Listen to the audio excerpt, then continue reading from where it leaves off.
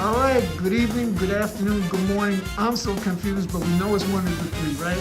I'm Matt, and I have special guest, Ms. Felicia Ray Owens, who is running for City Council in 2027 in New Braunfels, Texas, District 4. Yes. And also, I have her husband standing by. He's going to make sure I behave myself. This is Donald, and Donald Owens. And together we're going to try and put together something educational, informational. And Ms. Owens, first of all, both of you, welcome. Thank you for taking time out of what I assume is a very busy schedule. It is. Thank you. Thank you for having me. And I know that you was under the weather for a minute. Glad you're feeling better. Thank you. The first thing I want to do is start with some of your viewpoints regarding some of what's going on in New Braunfels. I know there's a lot of different opinions about the growth, about transportation issues even, about jobs, the economy. I mean, I guess New Braunfels isn't much different from anywhere else, but specifically to New Braunfels, what can you tell us about your policies, where you stand, and how can we make things better together? That's a good question. So I'll go backwards. How can we make things better together is where I want to start. One of my platforms is building community. I call it community unity, which is all of us actually talking to each other. That's the start. I have lived here in New Braunfels since 2023 when my husband and I got married. And my experience here has been quite interesting. As far as the racial division is concerned, as well as just politically. We live in a place where a lot of the constituents have been historically pro-Republican. Maybe not all necessarily pro-Trump. And then we have the whole other side, which is a mixture of people who run from being completely traditional Democrats to progressives to independents. And then we have our youth that are coming up now confused on, do I really align with my parents and my grandparents? Because I have a lot of friends that are this or that, and this is not accepted by the people that I know in my life, the ones that I love. We all live in the same place, whether it's New Braunfels, whether it's the United States, or just Earth in general. And if we don't talk to each other about the issues that we're having, there is no coming to a resolution, period. You can't have a resolution for everyone if you don't include everyone. And that is one of the reasons why I chose to run for city council. When I got here, I looked for 2 years almost, just for anyone that aligned with me. Not just politically, but even racially. I could not find the community. And over the course of me looking for that community, I realized everyone is afraid. Most people, especially Black and brown people, don't want to participate because they feel they'll be attacked for living right here in New Braunfels, which is part of Comal County, which the world has come to know as being where the Trump train was. And for those that aren't familiar with the Trump train, during the 2020 election, the Republican Party here in New Braunfels shut down I-35 to prevent voters that were on a bus, they called it the Biden bus, going to vote in the election. And they literally parked their cars to keep traffic from flowing to go vote. And that is what we were on the map for, right here in New Braunfels. New Braunfels is supposed to be a place of serenity. We are known for our water. We are known for the tourism that comes here to see all the nature that we have, all the trees, all the animals, the rivers that flow here.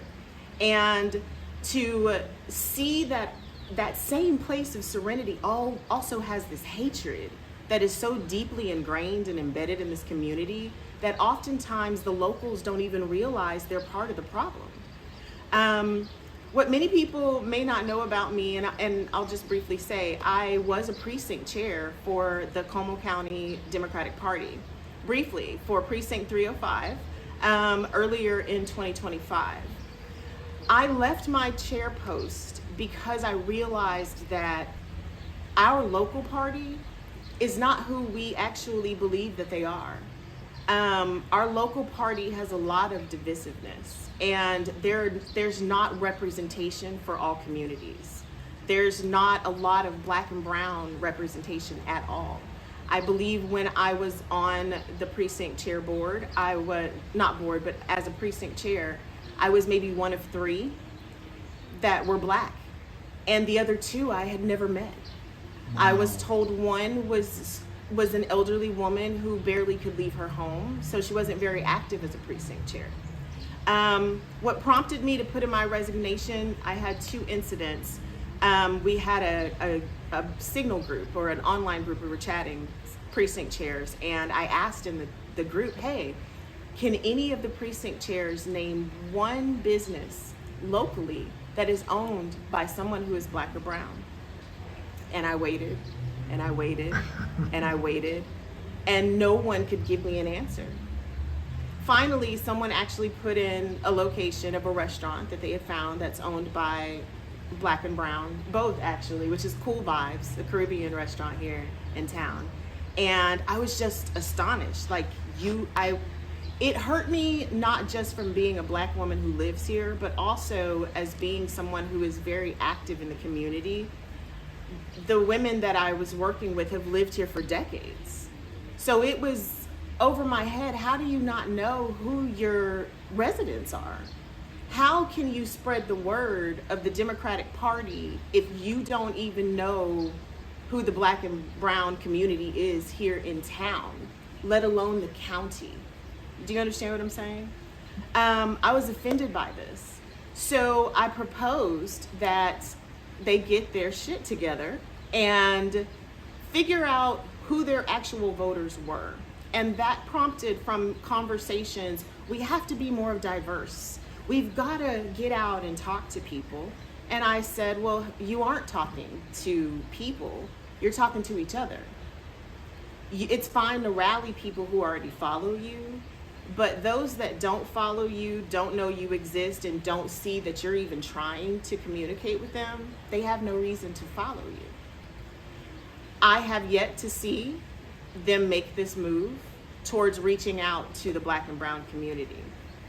However, I have seen them turn on me publicly. And that has become an issue with many members of this community. I have spoken out about it only because I felt the need to defend myself and my husband and my family. However, I did not start a battle with them per se. I chalked it up as, hey, I'm new here in town, I'm younger, I'm black woman. If seated as city council, I'll be the first black woman to ever, I don't know, run for the seat, but definitely win. I'll be the first black person to ever win the seat, male or female. Right now, I'm currently the only Democrat running for a seat at a municipal level in Comal, to my knowledge, who is a Democrat. And for my own precinct chairs to find that as being threatening to them is concerning for me. Not only as a resident here, but as a voter, as a candidate. It's insulting, but it's also hurtful, because I would think you would rally around me. I mean, that's something to celebrate in itself. Just having someone black on the ballot, just having a Democrat on the ballot. My opponent, who is the incumbent, his name is Lawrence Bradley, ran unopposed.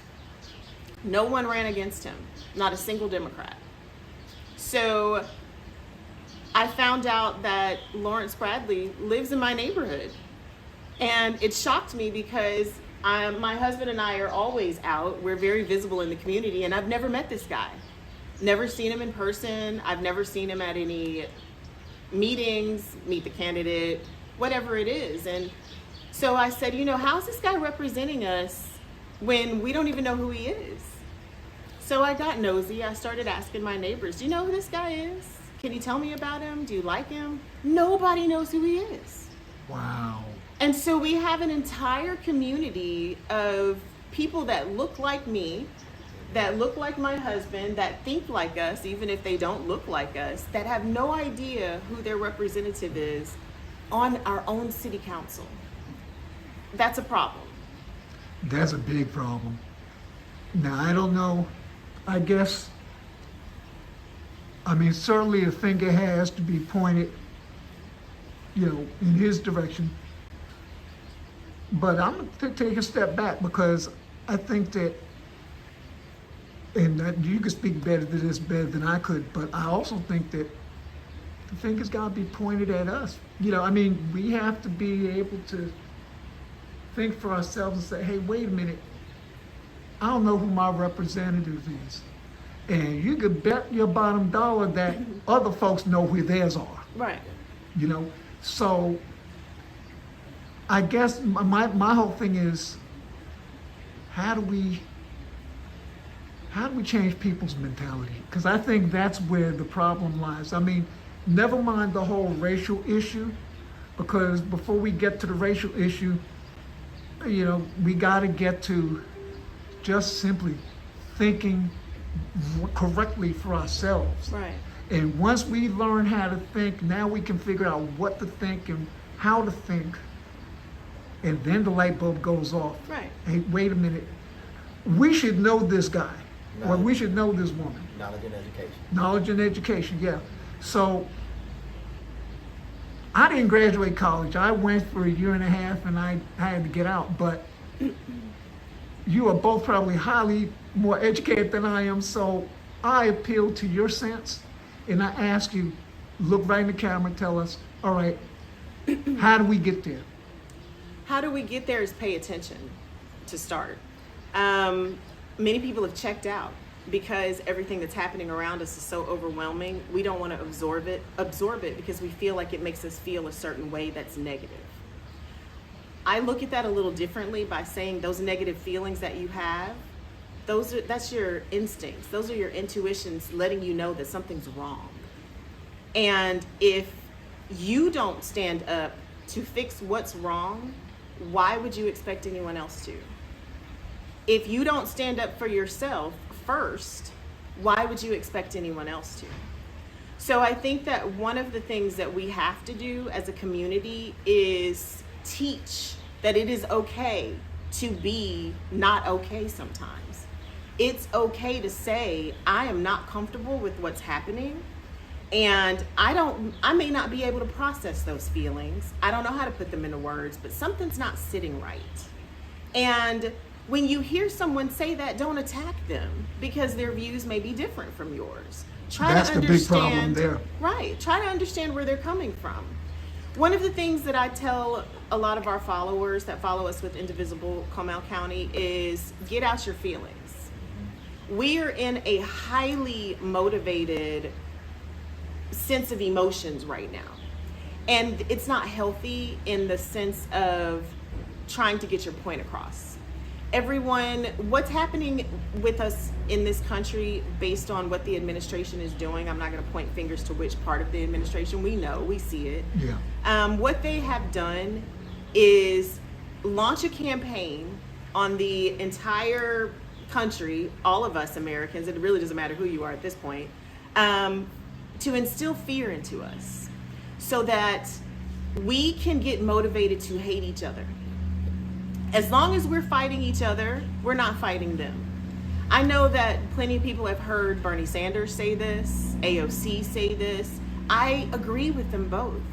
If you are focused on your neighbor and all the things you hate about your neighbor and what they're doing, and you're not focused on the government trying to take your right to vote away or change your neighborhood into a district that you didn't ask for, or put people in office that you've never heard of and tell you that you don't have a say, but they're going to dictate how you make your money, how you spend your money, what you spend your money on, where you live, how many kids you have, if you have kids. They're making all your life choices. To me, for some people, they would equate that to God. So Are we having electoral gods now? Do we get to, do you understand what I'm saying? Yeah, So absolutely. I feel like we have to talk about this, and we need to stop being afraid to talk about it openly. I'm tired of all the niceties, personally. I feel that we should be respectful, absolutely, but respect is earned, in my opinion. And I'm not saying we need to disrespect someone until you earn their respect. What I'm saying is show me respect so that I can show you the same respect. Right. So that I don't feel disrespected. So that I will be open to listen to you. So let me ask you something, and Donald, I am going to get to you, I promise. But I like what you just said, because I have been saying, and I shouldn't be putting my own opinion in here, but I have been saying, you know, while I love President and Mrs. Obama, you know, when they go low, we go high. And, you know, I mean, you're the victim today. Not a day goes by without me talking about my dad, but my dad was all class. He was the best of the best. But, you know, I can't go with that anymore. I can't go with that, because I'm seeing the bullies, and the bullies, they flip over your lunch tray, punch you in the stomach, take your lunch money, what have you, and they keep coming and keep coming. And then never mind that, just the language that they use. And so now I'm like, okay, well, I'm not talking about us getting physical with anyone, Right. but absolutely, I'm ready to meet them where they're at. Yeah. You know, in terms of verbally. So when you get somebody like Jasmine Crockett, who kind of meets them where they're at, you know, she's ready to get into an alley fight with them, and they don't like it. They are scared. Right. You Afraid. know, they are very Yes, afraid. they are. And, you know, I'd have to check again, but from what I understand, there are some polls that even suggest that certain folks are in trouble. You know, so Certain folks are in trouble. I was watching the news this morning, and I heard a quote that within the last 13 elections we've had here in the nation over the past several months, Democrats have won all 13. That Democrats are up plus 14 points in the polls from when Kamala was running for president. And they called it the GOP reckoning. And I think that there's a lot of truth to that. I've been saying probably for about a year or so now, whenever he did the redistricting, when it actually became official, that it was going to backfire. I asked every candidate I met, hey, do you think this redistricting could backfire if it actually happens? And I kept asking this question. It's the first question I ever asked Dr. Regina Van Berg. That's how we met. I asked her that question at a town hall. And just for those who are unaware, Dr. Van Berg is running for Congress. Texas 21. Yes. Chip Roy's seat that he's vacating. Yes. Okay. We need her in that seat. Right. So I asked her that same question, you know, could this redistricting backfire? And now we're watching it happen, where all of these places that were redistricted in favor because he felt like he had the right, I believe was the quote, I have the right to make them Republican because I won there. Now, those same places are voting for the Democrats. So what does that mean for the GOP? They're supposed to be scared. They're terrified, which is right now. Within the past 24 hours, Donald Trump has started floating this idea of nationalizing elections. He mentioned it before, but yesterday he was full on, this was all over the news, all day long, nationalizing elections and taking them from states and letting the government be in complete control of the ballot. There's so many things wrong with that. There's so many violations of our own privacy and security that we should be concerned about. I think that going back to what I said about people checking out, people have checked out, and that is what has allowed this to happen. We have a majority of our community, and I'm not just talking about here where we live, across the country, who have decided for themselves, I don't need this in my life. I don't want to watch the news. I don't want to participate. I don't want to talk to anyone that's talking about politics because I just want to be happy. My counter to that is, how can you be happy with all of the things that are happening in the news, with all the things that people are talking about, with everything that you're up against that's threatening your actual real livelihood? We talk about the pursuit of happiness. If you are not actively involved in what is happening in your life, what type of pursuit of happiness are you on? What is that journey? Did you map it out well? You know, would you get on a plane and head to another country without knowing anything about it, without knowing where to go, where it's safe to be, what foods to eat, if you should drink the water? Same when it comes to your everyday life and politics. How do you wake up in the morning not concerned about the people making decisions for you and your kids, for your insurance, for your rent, your mortgage, your interest rates, your groceries at the grocery store? For somebody to tell me I don't vote because that don't have anything to do with me. I actually heard Kanye West say those words years ago. That don't have nothing to do with me. I heard Prince say those words. Okay, I gotta stop right there because I shouldn't have to explain this to you. It's Kanye. I know it is. And there are so many that are like him. And that's what my point is. There are many people, not saying they're bad people or anything's, you know, everyone will have their opinion. But on the core of it, to put out there that you don't vote or pay attention to what's going on in politics because it has nothing to do with you, to me says something about that person. And I don't know if it is a lack of education or a lack of interest or both. I don't know if the majority of our community is feeling this way because they're being told by others, just shut off the news. It's fake news. Don't pay attention to it. You have nothing to worry about. I wonder if maybe, and I can speak from personal experience, there was a time I remember having a discussion with my mom, and I don't even think I was 20 yet. She was getting ready to go vote. I said, "Did you talk to all the candidates? Did you walk around with those measurements for shoes?" She said, "Why?" I said, "You should check everyone's shoe size."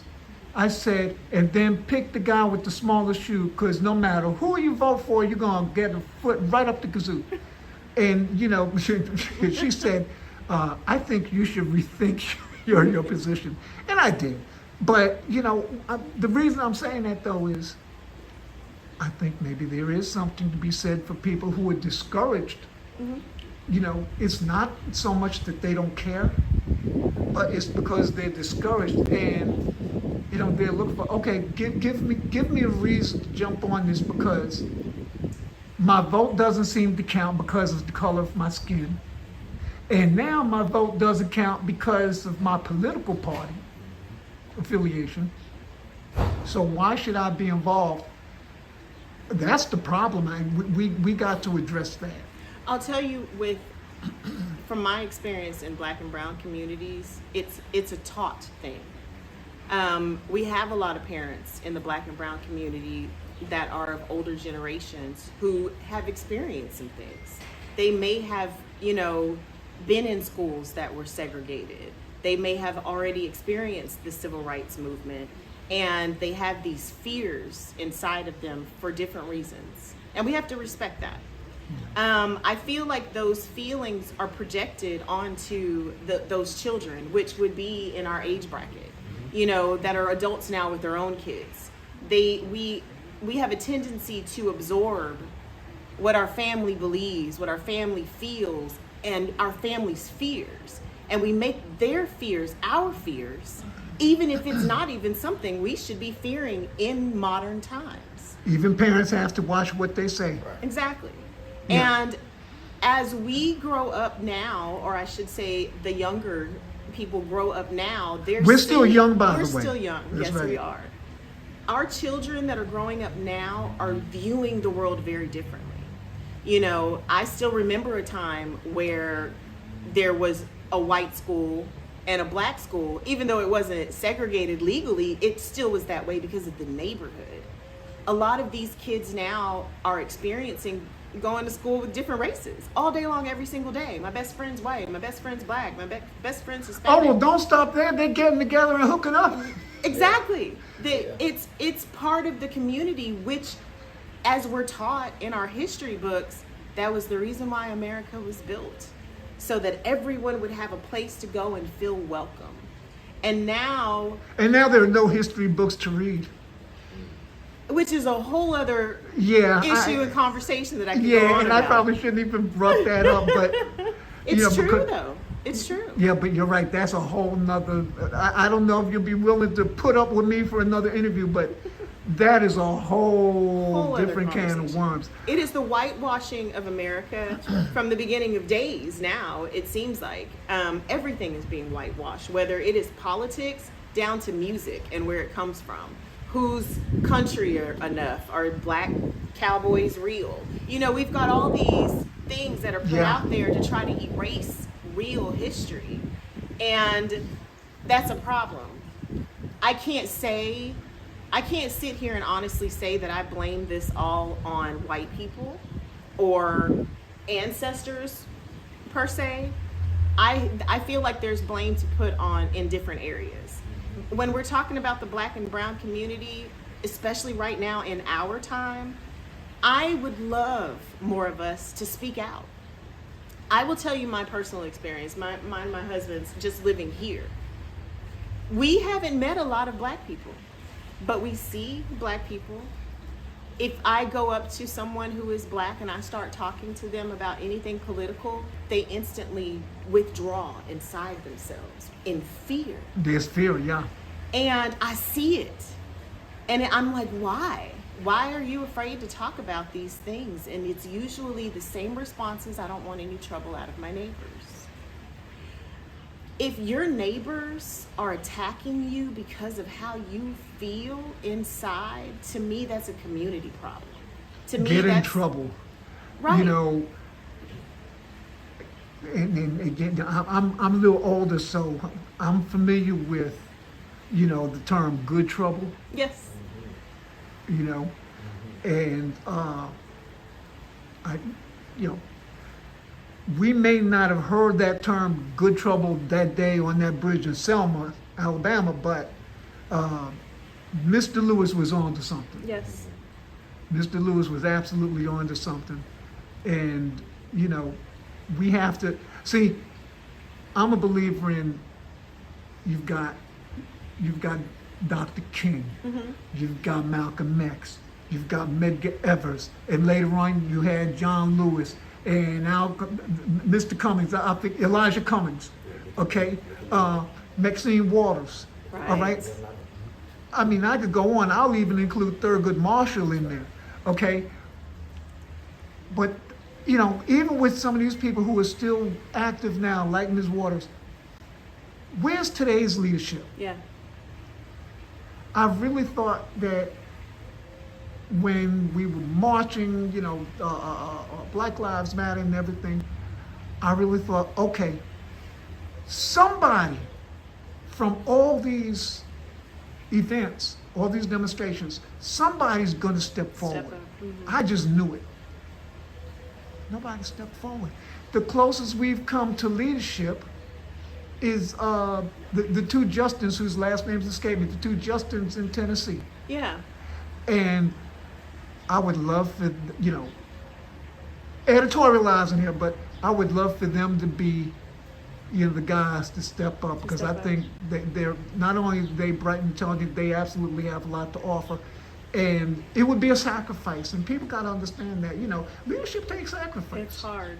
Yeah. And by the way, thank you for yours. You know, Thank you. because no, we need that. We need that. Okay, I'm gonna pivot because your husband's been waiting patiently, and you know, it's time for a little edification. Donald, I want you to talk to me about your wife. First of all, we got to hear the story about how y'all met. So let me give you some background on myself first. Okay, please do. Alright. So I'm coming from, you know, from this area right here, you know, Houston, born and raised, and you know, once I left Houston, I ended up doing 21 years of service, active duty service, combat included, and 4 years of my service, I was a recruiter here in San Marcos, in this area. New Braunfels was part of my footprint. I always ran through this area, so I found that place of zen, going back to your earlier conversations. So I knew this could be a retirement spot for me. 2.5 hours to Houston, 30 minutes to San Antonio, 30 minutes to Austin, dead center. Perfect spot. Dead center. When I was a recruiter, I was told at that time that there was racism in this area. I said, I'm not worried about racism. I lived in Europe. I lived all around the world. You know, I'm a soldier. I don't run from a fight. You know. So I get into the community and I never witnessed any of that nature. I know it's a hidden thing. I know it's they see you, and they put up a good front in your face, and then behind your back it might be something different. But for the most part, it's been genuine. Everyone that meets someone genuine, they choose to be that unless you told otherwise, shown otherwise. My spouse, when you grow in something, home, say any structure, you need a cornerstone. You need a foundation. It's part of the strongest part of that building. All right, that's what my wife is. She's always been a cornerstone in the community in which she lived in Dallas-Fort Worth area. She's always been that cornerstone since she's met me in my life for my mental stressors, for whatever it may have been from my past. You know what I mean? So in a fight like this, being that she loves politics, and I've never came from that. In uniform, you can't speak on politics or you can lose your career. Hello, Pete Hegseth. Absolutely. Right. Little simple things, they'll leave a document out on those stories. You see what I'm saying? So you need a different caliber of fighter for something like this that's going on in the world today. You have to step outside of your comfort zone, whether you wear that uniform or not, on what's right and what's not. Core values, treating others as how you want to be treated. It's that simple, with life. I tell people now, after 21 years of service, I can't just cut teaching, coaching, and mentoring out of my life. So once me and my wife met up 3 years ago, it's to where it all fell in line. All of the path throughout life, all of the trouble, the going down range and helping people seeing the death. I've seen actual haves and have-nots. I've seen those that of all walks of life.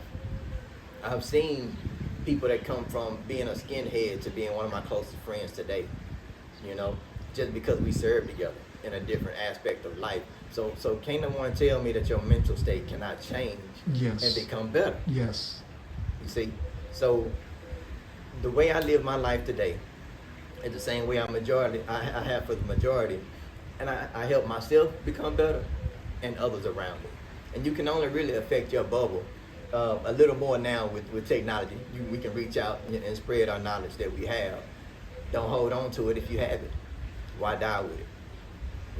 So my cornerstone keeps me rocking and our area rocking, and I'm right along with them. Okay, you're a wordsmith because you said a few things throughout that whole thing, and I'm like, man, we need you to put this on a shirt. We need you to put some of this stuff on a shirt. But it's all right. I got it on video, and I'm going to run it back to you later. We're gonna do something with some of what you said. I like it. All right. Okay. So Yes, sir. I didn't mean to interrupt, but I just wanted to tell you, you got something going on there, man.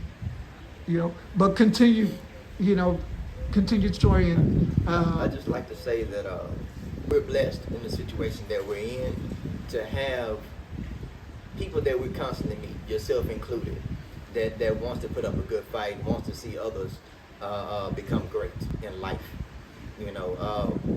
Continue to show up in this area. Vocalize more about this area of New Braunfels.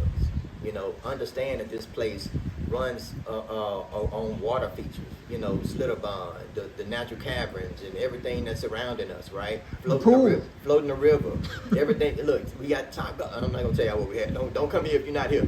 But listen, there's so much around this area that deals with water alone. So we're in the fight because water is disappearing from up under your feet, and don't even realize it because of the bills that's being passed. So it's so many things that's being fought in the background that you have to be, known to. We are spreading that knowledge. If you see us online, if you see us out in the public, don't hesitate to come up to us. We are very approachable. If you're positive, don't come up to us with that mess. I might snap. You know what I'm saying? But anyway, we love everybody until shown otherwise.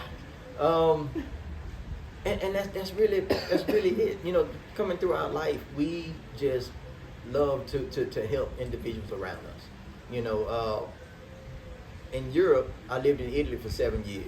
Became a Mason there. So going through the Masonic realm, we did so much charity work. We at the shelters and we dress up as Santa and we give out toys every year. Help the child development centers. All these different things I learned at a very young age, and I continued that throughout the rest of my life, up to this point. So hopefully I get to see more of that here in this community. I don't, but we're growing, and I love what I see so far. People continue to come out, and let's do great things together. Something occurred to me the other day. I spoke to a friend of mine who's kind of, he keeps up with the politics and everything. And so I told him that, I spoke to him about you especially, being that you're a man, but he said something which I thought was kind of curious. Ooh. He said, well, how come he's behind her? How come she's running and he's in the background? Mm-hmm. I said, man, don't you know? I said, you could lead from behind, and this way she knows that he's got her back. Yeah, definitely. I said, so what's wrong with that? I said, what is the 18th century, Yeah, right. But it's a crazy way of thinking. but that goes back to what we were talking about earlier. People's mentality. Mm-hmm. It's got to change. It has got to change, and hopefully we are the start of that change. So I want to pivot because I know that there's somebody else we need to talk about. I missed the golden opportunity to meet Dr. Van Berg last night. I had some sudden transportation issues, which I'm still not happy about. Mm-hmm. But I know she's running for Congress right here. There's a big yellow wasp I'm trying to avoid. Oh no. Is it gone? I think so. Okay. Yeah. But yeah. Sorry about that. No, that's all right. And we're not going to edit it out. That's right. It's like, whoa. No, Yes. it makes people more human. And if you probably saw video of the anchor on CNN, Abby Phillip. She was actually on location. She might have been Mar-a-Lago. Was that when the fly was all over? No, her? there was a lizard going around her feet, and she's trying to talk and record or whatever, but she was a trooper. She real professional. Yeah. She kept with it. But yeah, so we need to talk about I gotta get this right, Dr. Van Berg. And I'm so mad I missed last night, but talk to me about her running, what she's all about, because I'm sure there are people who really don't know. Okay, I'm happy to. So Dr. Regina Van Berg is running for Congress, Texas 21.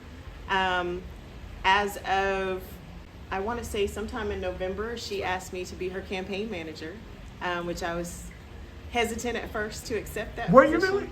Yes, very much so. Let me tell you how I met Dr. Van Berg. I met Dr. Van Berg when she did a town hall out in Bulverde.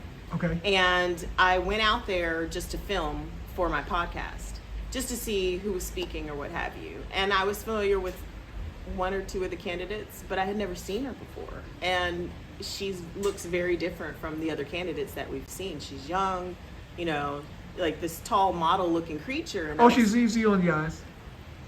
Thank you. I will edit that out so my fiance. She's pretty. I mean, let's Yeah. just be honest. She's pretty. And compared to the other candidates in the room, there was a stark difference in her presence. There was a stark difference in how people reacted to her. And my husband and I filmed. We stood all the way in the back. I'm one of those people I like to watch. Right. I love listening to the candidates speak, but I mean, I've been doing this for a while. It gets boring. I'm far more interested in reactions. So how the voters in the room are reacting to the questions or the answers, you know, if they're mumbling amongst each other, what their facial expressions, it's important. And she was speaking that day. I found out later it was her first time ever speaking, but I was impressed. Wow. What impressed me was the fact that when somebody asked her a question, she could... I will kill people. No worries. We can edit that part out. Yeah, we're gonna definitely edit that out. So I was impressed when she was asked a question. If she did not know the answer, she didn't make it up. She didn't fake some answer or give misinformation just to cover her butt in the moment. I liked that she paused. Every time you listen to her speak, she pauses before she answers the question. It's not a rehearsed pause. She's just genuinely thinking about your question and how she really feels about it. And she responds accordingly. If she doesn't know, she tells you, I don't know anything about this. How can I talk to you so you can tell me about it? And it's okay to say I don't know. It's okay to say I don't know. Yeah. Dr. Regina Van Berg was raised in Bandera. She was raised in Texas 21. As far as the other candidates that I have seen, that's not the case. She has two opponents right now, Gary Taylor and Kristen Hook. I would say out of the two, the strongest opponent would be Kristen Hook because she ran against Chip Roy in 2024. I can tell you from my experience of the two, Regina knows Texas 21. She was raised here. She's a child of here.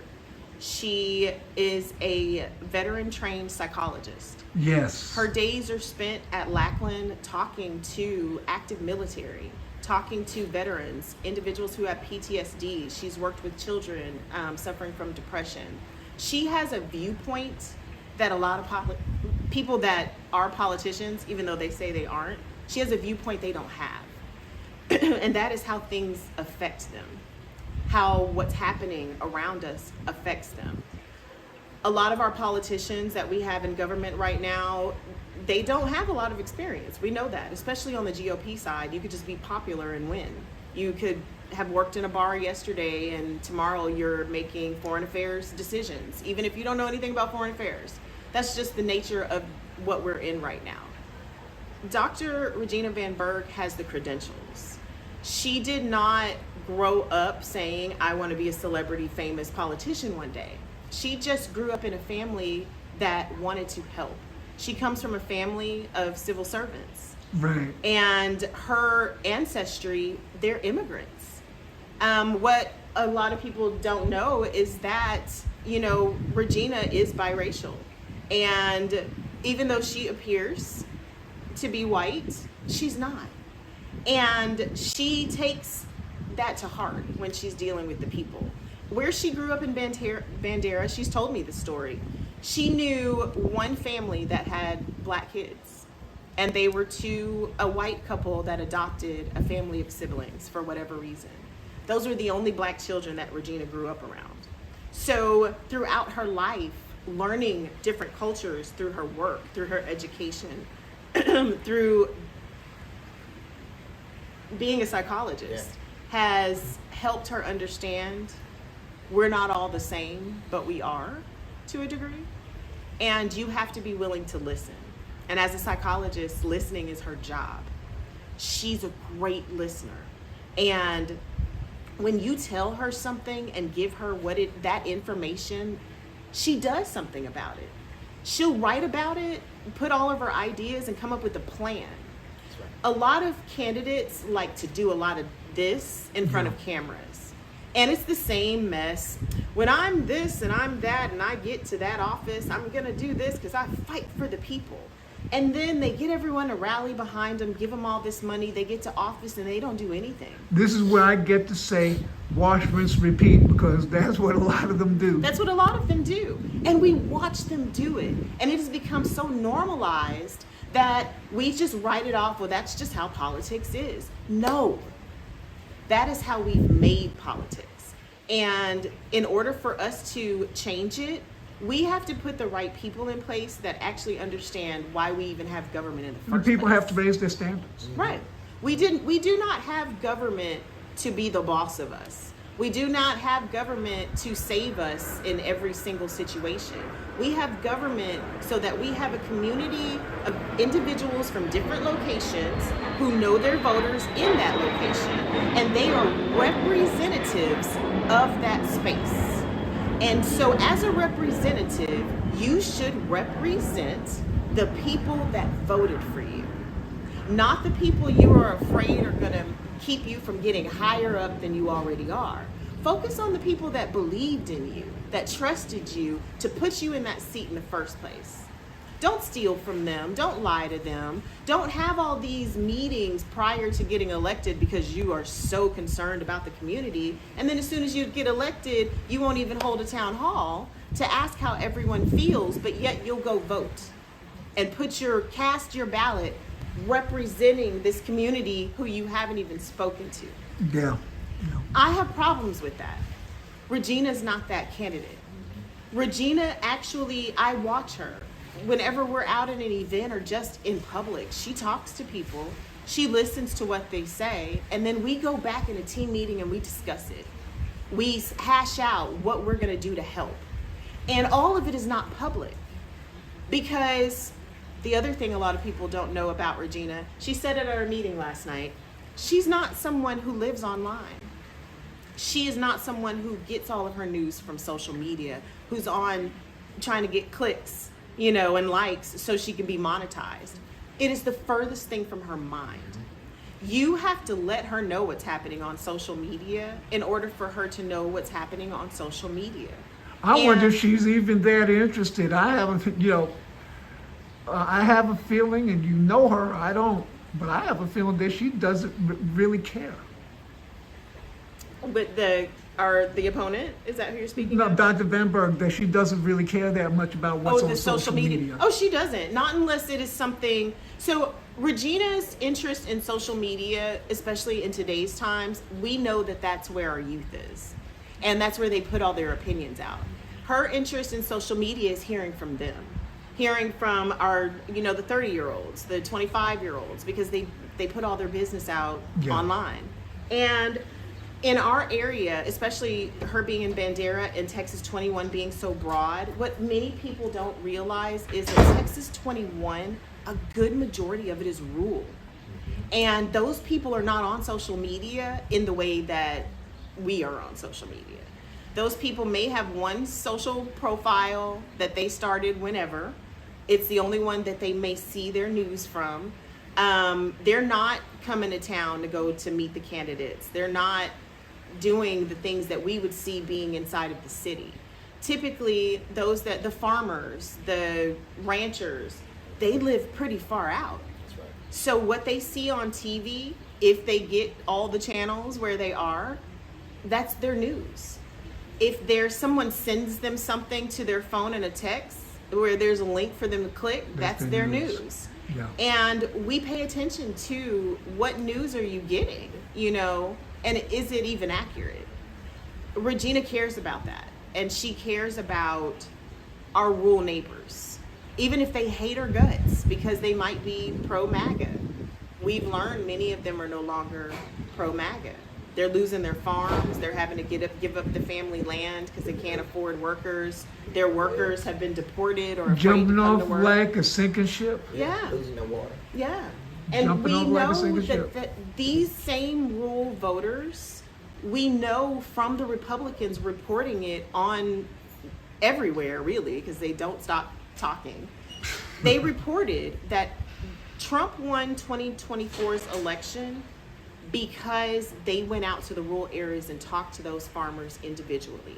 And the reason they did it is because they knew Democrats never go talk to them. Democrats historically only focus on urban areas, inner city, when it's time for elections. They don't go to the country. But you know what?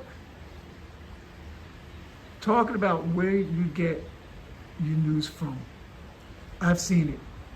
CNN, MSNBC, no, I don't put a lot of stock in Fox News at all. But, even with CNN, who admittedly has moved further center right, recently, but they have this guy, and he's the one that knows how to explain what district is doing what, or this is projected in this district, and so forth. Mm-hmm.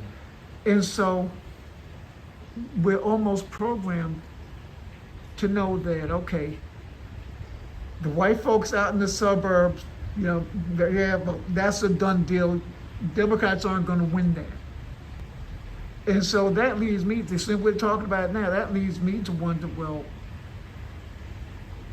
is the media that responsible for making our minds up for us? Or even the politicians. I mean, well, you're told, well, you're not gonna get a whole lot of votes in, let's say Seguin. Right. Because the makeup just doesn't favor fit. you. Mm-hmm. All right. When you hear that as a politician, does that kind of influence your decision to go or not go to that particular area? Well, I can tell you from my own personal experience. When I was announced as running for city council, it wasn't on my own terms. Someone outed me publicly at a meeting that was held for the community and told everyone that I was planning to run for city council, even though the race is not until 2027. When this information came out, I had plenty of black people say, why are you running? Do you know that they mostly vote for Trump where you live? That mostly it's Republicans everywhere. There's Republicans are on everything. And my response was, well, because Democrats don't run for anything. So if you live in a space where to answer your question regarding media has our country believing that Texas is a red state. We know from being in this environment, looking at numbers, Texas is not a red state. We are a non-voting state. Wow. The majority of Texans that are eligible to vote don't vote. Wow. Those that do vote, the majority of those voters vote Republican. But that does not mean Texas is a red state. Another thing that people don't realize is a lot of our voter base mentally are independents. But in Texas, our Texas Constitution, our government does not recognize a third party. We don't have an independent party. You can either vote Republican or you can vote Democrat. Right. So if you are an independent and you don't have a voter or a candidate to vote for, you don't vote, right? Or typically, especially now, you align with the Democratic Party. And as soon as you vote for a Democrat, you're considered a Democrat even if you aren't. So you get put in a bucket, right? But the majority of our voters stay home for whatever their reasons are, whether they're disconnected, whether they don't have a candidate to vote for, similar to the city council election. The incumbent ran unopposed. No Democrat ran against him, and he was fully funded by the Republican Party. So he had tons of money to spend doing whatever he wanted to do, and for all I know, possibly still doing it. I'm not going to speak negatively of the man. I don't know him personally. Like I said, I've never seen him, never met him. I've seen him in city council meetings on the bench, but that's it. Voters need options that make sense for their community. And that's what I was telling you earlier. I'm running because we need representation. When I go to the city council website for New Braunfels and I pull up the picture, there's nobody there that's black. I believe there may be one Hispanic sitting city council member who just got her seat, if she identifies as being Hispanic. But that's it. If you go look at any other city website that we have here in town, all of the representatives are white. There are hardly any black or brown people anywhere unless it's in an administrative role of some sort, but not as an actual candidate or sitting official. That has to change. New Braunfels is not all white. As we know, we're here. Yeah. We have so many different ethnicities, so many different cultures. We are right here next to military bases. So we've got a lot of retirees that come here that have lived all over the world. There's so much diversity in our community. To represent it in one color with your city officials, your local, your municipal officials, to me is very misleading. There's not the representation that should be there. If you are white, raised in wherever you came from, and you are representing me as a black woman living in New Braunfels, and I'm trying to tell you, hey, what's up with all this racism? And your response to me is, there's no racism here. Yeah. We have problems. Yeah. Because you cannot represent me if you don't know that there's racism here, for starters. And if your response is there's not any racism versus tell me what you've experienced so that I can help. But a lot of times people know, but they don't want to know. They don't want to know. And I've received that a lot. I was telling you earlier about my experiences with leaving as precinct chair. Right. A lot of the community has come to know about this because of me being the director of our Indivisible group. That's right. So back in October, when Indivisible headquarters announced there was a No Kings 2, there was nothing announced here in New Braunfels for a No Kings 2, and this is a major protest, as we talked about. There is another group leader who has another Indivisible group that was approached. They were asked, hey, are you going to do a No Kings 2? And they told the community, no, we're not doing a No Kings 2. We don't have time. If we do one, it'll be at a later date. This came back to me. At that time, I had been the communications director for this particular group, just doing the social media, doing the website, things like that, really small little space. And that was a problem for me because we had not done a march or a protest or anything in months. And the person that was supposed to be leading wasn't trying to do a No Kings 2, and our community was begging for one. I was approached, hey Felicia, we want to do this protest, we just need somebody to lead us. Can you do it? Will you do it? Initially I said no. I don't know if I can allow that time because I've been outed running for city council, and now I have to go and rearrange my entire life to run for city council. I have papers to file, website to put up. I had all these things. But this one particular person I'm thinking of was persistent. No, we got to do a No Kings here. There's too much happening. Nobody else wants to do it. I would love to do it, but I'm not a leader. Please help. So I put it out there to find out how many people were really interested in doing this, and there was an interest. Okay, fine. I launched it. As soon as I launched that No Kings event, No Kings 2 event we launched it in September. From that day forward, I had precinct chairs having speeches. They were calling meetings in public as a precinct chair county meeting, where at these meetings, they were saying these horrible things about me as a person that had nothing to do with the CCDP. Yeah. Indivisible Comal County, Indivisible headquarters, Indivisible period is nonpartisan. Period. We don't align ourselves with the Republican Party. We don't align ourselves with the Democratic Party. We are nonpartisan. The point of the group is to make sure people are informed about what is happening with truthful information, and to rally people to get out and vote. Rally people to get off their butts, like Kamala says, and do something. That is the whole point of our organization. We are not here to appease precinct chairs. We are not here to appease city council members. We are not here to buddy and smooch up to you in hopes that you're going to help us elevate ourselves politically throughout the New Braunfels environment. That's not what I stand for. I don't need that kind of help, you know? If I want to promote myself, I'll promote myself. I don't need someone else to tell me what to do, how to do it, when to do it. And if you don't do it, I'm going to talk shit about you. When I left the precinct chairs, I did not hear from a single solitary one of them. They didn't even thank me for being a precinct chair. And that's an unpaid volunteer job. I gave my resignation. They didn't even say thank you for serving when you did. They didn't ask me why I was leaving. There was no follow-up. And I found out that I was not the only precinct chair of color that experienced this. And I didn't hear from them until I announced No Kings 2. And all of a sudden people are coming back to me saying, you know what?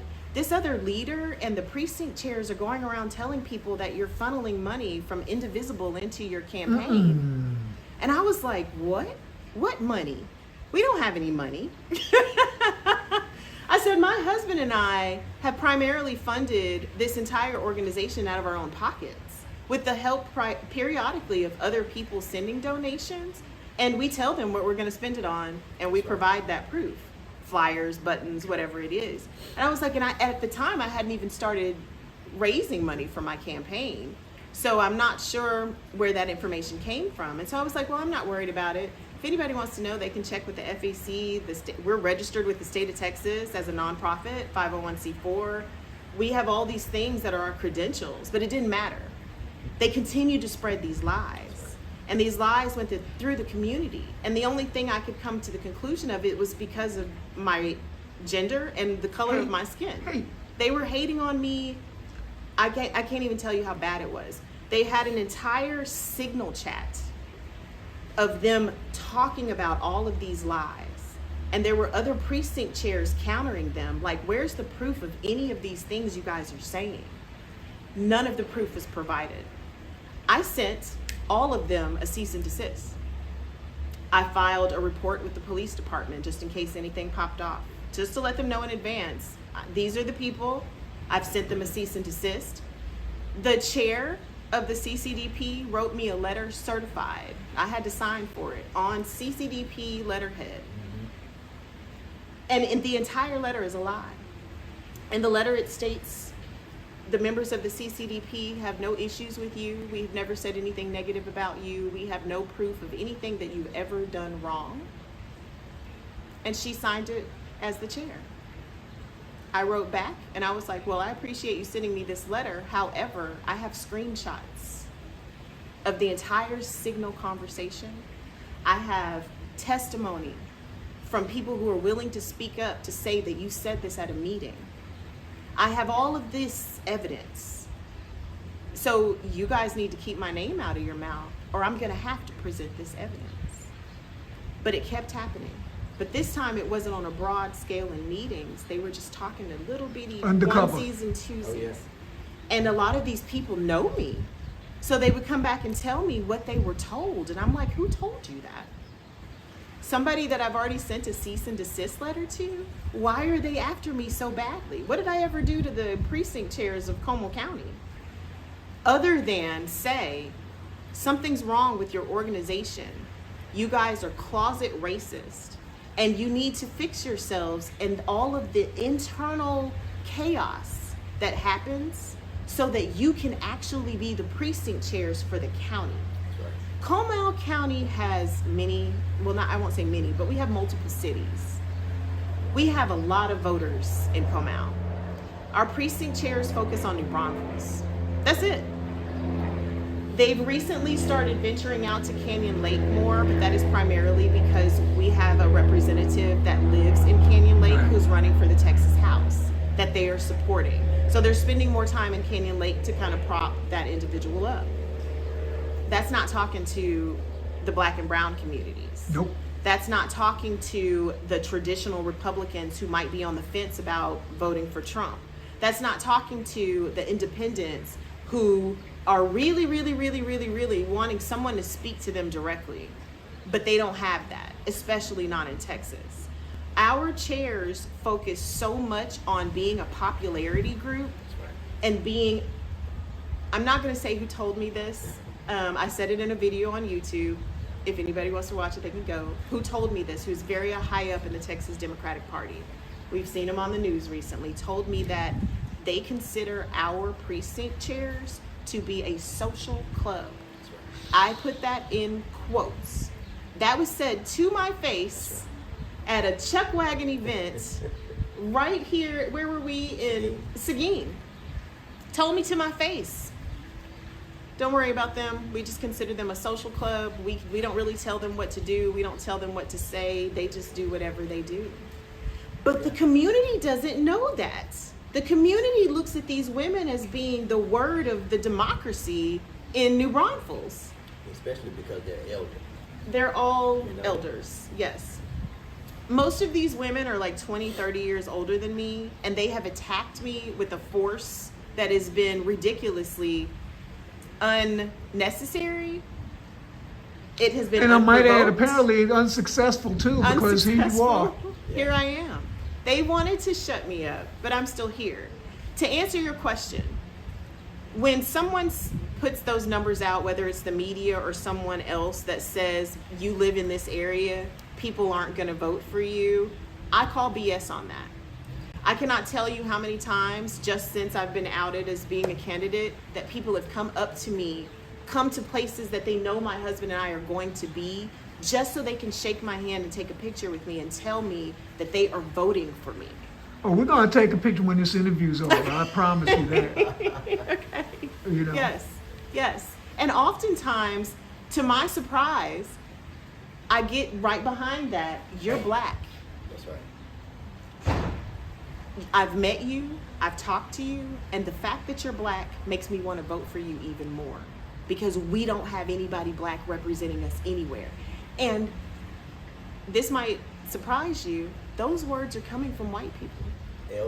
Elders. Right here in New Braunfels. That says a lot to me. Yeah. It's a So- little shocking, but but then again, maybe not. Maybe not, right. They know what's happening. Because you're saying elders, and full disclosure, I'm about to turn 65 in a few days, right? But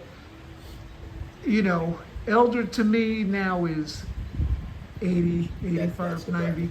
But the thing is, even those folks, all right, they're not the ones we've always had to worry about. That's true. It was their parents, Yes. and their parents before that, and so on. Right. So I could kind of understand what you're saying. Things started to change late 50s, early 60s, to the point where they assassinated some of America's greatest leaders. Right. It's not limited to Dr. King, Right. but yeah, so I kind of understand where you're coming from when you say that. It's a little surprising, but then again, it's not really that surprising. Yeah. And they don't do it. Oftentimes when I get messages from people, it's online. They'll send me an email, I'll get a text message or something on social, and they'll say, hey, I see what's happening, and you're not wrong. I had one gentleman tell me this has been going on for years within the CCDP. They've run off many candidates of color. I've had someone even tell me the names of those candidates, which I plan to reach out to those candidates just to find out what they actually experience. But Wait a minute, this sounds like an opportunity for the Owens files. I'm just saying. Go ahead. For him to speak on that? Yeah, there's been several candidates. You mean for him to run? Is that what you're Just the saying? Owens files. Just the Owens files in general? Yeah, and I just agree. to talk about these folks who, these I'm gonna say it, these foul folks. Yeah, that's a great way to put it, because it's not my language. We call them OBBs, and you can that acronym you can make of it with what Whatever you you will. want. But when someone's bitter, they that's their internal fight, right? That's how we feel. Everyone we reach out to and we come to as a on a daily occasion, we're just genuine. Yeah. You gonna like us or you're not. We need haters, so thank you, because you help spread our word too. We're gonna continue to be who we are. Right. As people. So those elders that I spoke of are in that 80-ish bracket. Okay, some of them I remember being at the No Kings event that we threw, and wheelchairs and walkers, and saying, hey, listen, I've seen people here that I haven't seen since high school, and our mind frame has now changed, and so now the socialization that I spoke on earlier in this area, it starts there. It Some of starts those with people us. they It lived starts- right here in New Braunfels, and they had not seen each other in decades. Until they came to the No Kings 2 event. Wow. That's right. Isn't that crazy? Wow. Because they live on opposite polar sides of politics. That's right. And we know that we're making a change for the better. You know, we see it face to face. We can't speak on the opposition that we have around here, but we know that we're making a positive impact. Yeah. You know, and we're just going to continue to do that. Well, that alone, I mean, and all jokes aside, this is without question the first time I've ever heard of any kind of event like this, which drew people together, and they haven't seen each other since High school. the Last Supper, for crying out loud. Right. And you know, here they are. You know, that tells me that, you know, when that happens, it tells me that the politician is doing something right, you know, delivering the right message. And you know, I mean, I know that my parents taught me it's not even what you say, it's how you say it. That's right. And so, Ms. Owens, I already know you know how to deliver the message, Thank you know. So, good for you on that, because I think that's a big problem too. How Trump gets away with delivering his message, I will never understand. It's gibberish. The only person on earth who could get away with that. Yeah, I agree. Agreed. But, you know, our job now, your job as a politician, and Dr. Van Berg, and, you know, Jasmine Crockett, AOC, anybody else, even on the other side, the mission is to not follow him. Yeah. The mission is to not do like he does. Because everybody thought it was really cute when a failed game show host won the election. Second time he told you Exactly. when he what was gonna running. do. He told you what he was going to do. And it was okay because he was coming after who? Yeah. Us. Right. Right. And the only people that were supposed to be negatively impacted was us. And then all of a sudden something happened, and now people were like, whoa, wait a minute. Oh no, I'm abandoning ship because you didn't keep your promises. Oh no, yes he did. Yeah. Yes he did. You just didn't listen. You had selective listening is what you had. I want to say something to that. Two things, actually. First, I want to stress that Donald Trump's entire campaign, his administration, pay attention to what they do. We do this inside of campaigning with our Indivisible group as well. Starting on Wednesdays, pay attention to this. On Wednesdays, Trump does something, his administration does something that is, oh my gosh, shock and amazement. We follow that story. Wednesday, Thursday, Friday, he throws something right on top of it for a little icing on the cake so that we all scramble over it Saturdays and Sundays. There's never a weekend of rest. During that period of time, the majority of America is not watching the news, so they have no idea these things are That's going on. exactly right. It takes from the Thursday, Friday timeline until Monday morning for those stories to circulate enough through the media for big media to even talk about it. And if it hasn't circulated enough online, we will never hear those stories in big media. That's on purpose. Because on Monday morning, when CNN and all the other networks are talking about what happened, what Donald Trump said last Thursday, Wednesday, Thursday, we've got Monday to this coming Wednesday before another bomb is dropped from the Trump administration. So every week we are playing 7 days of catch up from the week before when it comes to how we deliver messaging to the people. With a week will go by before everybody knows enough to feel upset or feel some kind of way about it to talk about it the next week, but a lot of things have happened. A lot of bills have been passed, a lot of papers have been signed, a lot of jobs have been lost, a lot of lives have been affected that will not recover. And by the way, a lot of nothing has been done during that time. Exactly. And this is every single week. Donald Trump's entire platform is to flood the zone, flood us with all of this drama and chaos so that we get to the point where we say, I can't watch the news, I have to check out, that it's too much. When we get there, he's won. When we get to the point where we say we've checked out, oh my God, I just want to get my hair and my nails done today. I just want to relax by the pool.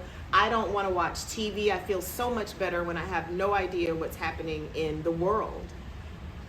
He's won. Because that now makes you someone who will be less informed about what is going on, and you are more susceptible to receiving misinformation in whatever form you get it. Because it's going to come at you fast. And unless you're somebody who's going to pick apart what you read and go study what sources you're getting that from, learn if they're real or not, if it's a bot that made it up, unless you're that person, which most people aren't, you're more susceptible to read this and believe this. And you're going to act accordingly. Your feelings are going to change. Your everyday movements are going to change. Who you talk to about certain subjects are going to change. And now you've isolated yourself in this bubble of unreality, let's put it that way. And while everyone else is looking at you like, what are you talking about? This is really happening. And now you feel like the black sheep and everyone's turned against you. However, staying informed, as uncomfortable as it is how we're going to win. If we are not informed, if no one ever teaches you your ABCs, you're not going to learn them on your own. Because you don't even know what to look for, right? Right. You don't know that there is an A or that there is a B or what order they're supposed to go in. You have to learn that. You have to practice that. You have to study that, even though it might not be the most exciting thing you want to do, right? It's the same thing with politics. You have to know it. You don't have to read it and look at it all day long every single day, but you at least need to stay abreast about what's happening. And not just what's happening in your home, but what's happening in the places elsewhere, because all of it is eventually going to come back home. All of it matters. All of it matters. Don't check out. That might be a campaign slogan. Yeah, Don't check out. Yeah. I might have to use that. That's a good idea. And that's the majority of people. The majority of people check out. They become, part of that sheeple atmosphere. You know what I mean? They follow suit. My vote don't count anyway, so I'm gonna sit at the house And do nothing. do nothing. Watch the game. Because my vote don't matter. Right. And that's a lot of people have always thought like that. The people I grew up with are like that to this day, in their 40s. A lot of soldiers that's in uniform and out of uniform still think that way right now to this day. And we surrounded by military bases. Yeah. We got 3 of them. There's a lot of retirees here. That might have been some like military planes flying overhead. For those who don't know New Braunfels, we are located maybe a mile away from a municipal airport, but you might have something other than municipal airports flying in and out, just saying. You never know. That's right. We're so close to the Air Force Don't bases. complain with us is what he's saying. but yeah, so a lot of people still think that way in this area. I'm gonna just stay home because my vote really don't matter. Yeah. So it takes that select breed like us and others that's out there in the streets right now to get that knowledge out there. So hey, it is something out there more than what you know. Expand your brain, get what they say, add a wrinkle to your brain. Earn some knowledge on today, and when you see us out there, because we're gonna teach. Yeah. Everywhere can become a teaching moment. And that's our responsibility. That's part of it. The other part of the point I wanted to make a moment ago, I was saying there's 2 things. The other thing is we focus a lot on our federal elections. And one of the messages that I put out is use that same energy to focus on your municipal elections, your local elections. Oftentimes, people don't vote in their local elections. Yes. And they don't care to. They don't give a damn about who's running for judge, county commissioner, city council, agriculture. They don't care. because they feel like it's so detached from their everyday lives. And what I want to say is, you are so wrong about that, if that's how you feel. Your city council members have the ability to do so many things that affect your everyday life, from when you get to water your yard to, what type of things you can have out on the street, to if something's illegal or not illegal. They get a say-so in a lot. If we only focus on federal elections and we just allow whomever to win our local elections, it doesn't matter if we have a Democrat in office in the White House. Absolutely. Because that Democrat will have no allies Absolutely. locally to help them do the things that the people need. Still lose. And we're experiencing that right now. All up and down the ballot. We've got Republicans. I don't want to say they're all MAGA, because that's not true. There are traditional Republicans that are on the ballot, along with the MAGA Republicans that are on the ballot. And when you look at, and that's the federal level, when you look at the local levels, it's mostly just Republicans in Texas. And like I was saying earlier, here in New Braunfels, it's a fear. People don't want to go vote because they're scared to, so they'd rather stay home. And that's not just Democrats. I will tell you, a lot of our neighbors have been traditional Republicans. That's right. When I went and talked to them, just to let them know, hey, I'm running for city council. At the time, I was also running to be on the board of our neighborhood community, which I won that, by the way. And there you go. I was telling them, hey, I'm running for city council. How do you feel about what's going on? Most of them didn't vote. That's right. And I didn't believe it when they told me. So at this time I was precinct chair. I pulled my precinct just to see who voted.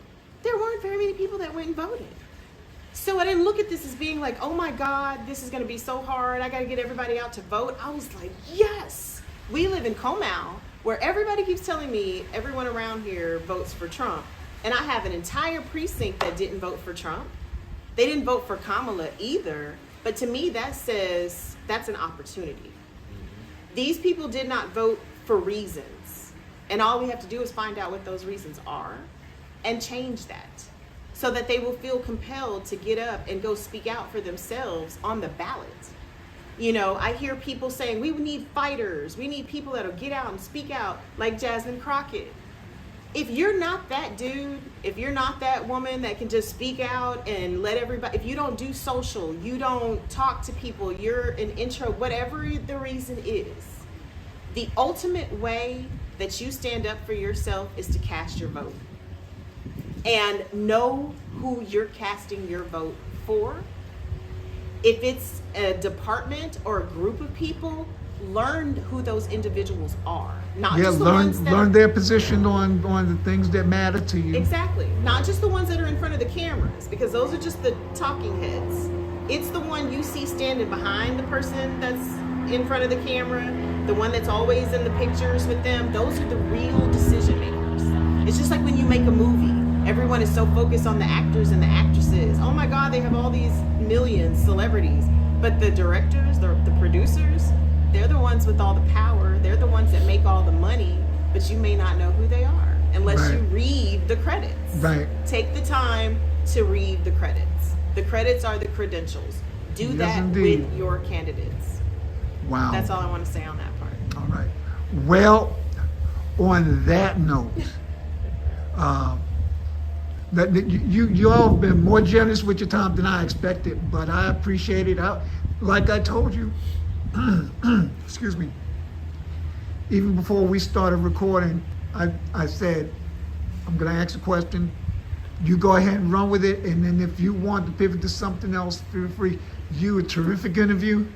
It made my job kind of easy, to be honest, and I appreciate both of you, hanging out with me for a little bit. Well, thank Absolutely. you for having me. Thank you. Can I give a quick plug on Please your video? do. So, if you haven't seen it already, we are doing No Kings 3, March 28th, here in New Braunfels. That's right. I want you to go to nokingsnbtx.com and sign up to get notifications. This event, we are expecting it to be bigger than our last event, which had 12 to 13. 12 to 1,300 people show up right here in Comal in New Braunfels. We are not posting the location right now online because in our last event, we had certain individuals try to hijack that location. So we want to make sure this time around we're set. We will have police on board as well for those that are afraid of that. We will announce the location to those that have signed up so that we know who we're announcing it to. You can also download the mobile app, which you can find at that website as well, so you can keep in touch with us all day long, every single day. All right, you heard it here. Be there. there. Just pay attention to the website. From 10 to 12. You'll get the information that you need. And I'm gonna try and make it myself. I know I have another event that day, but I'm gonna try and sneak in just to say, hey, I was here. Thank you. And if you can't come to ours, go to someone's No Kings. It's all over the nation. Every major city, even small cities, should have a No Kings available. Sign up to go to at least one of them. It doesn't have to be in New Braunfels. I have a friend in Washington State. Yeah. I'm gonna give him a shout out. Mark Wick is his name. Okay. He and I started out as business partners. Now we're pretty much best friends, That's good. even with distance. His background is mostly photojournalism, but he's covered events and he's done what I'm doing now. He's probably done a much better job than me, by the way. Stop it. But he'll be there, I'm sure. Awesome. And I tell him, go ahead and do it for M3 TV, and I'll make it pretty. I'll get it all edited and everything, and I'll post it. So, Mark, when you see this, I've already given you a shout out. Don't disappoint me. That's right, Mark. We're watching. All right, you heard it from Ms. Owens, and you might hear from Dr. Van Berg in a few days too. And that's the next thing we got to set up. I don't know her, so I'm kind of hesitant to just reach out there, but I plan on sending an email. And Well, you have her campaign manager sitting right here. yes, They'll indeed, just and I'm work going to out a mention date. you. Yeah. I'll Yeah. put you on the calendar. Absolutely. Yeah. Okay, thank you all again. Thank you for having us. This was so worth it. I'm glad. So worth Thank it. you for having us. It's been an education, Yeah. really. Yeah. And I want to thank you for educating me today. Hey, it's all about just talking, right? Just talking. And having listening. conversations. And Yeah, listening. And listening. Absolutely. Thank Okay, you. thank you both again. Good to see you, sir. It's always a pleasure. Thank you for having us. Thank you. All right, so good. this is Matt Claire, and I know I'm not on camera, but I'm not the focal point. But till next time, thank you for your time this time. Till next time, Matt saying be blessed. Remember to do something nice for somebody, and we'll see you back out there again real soon.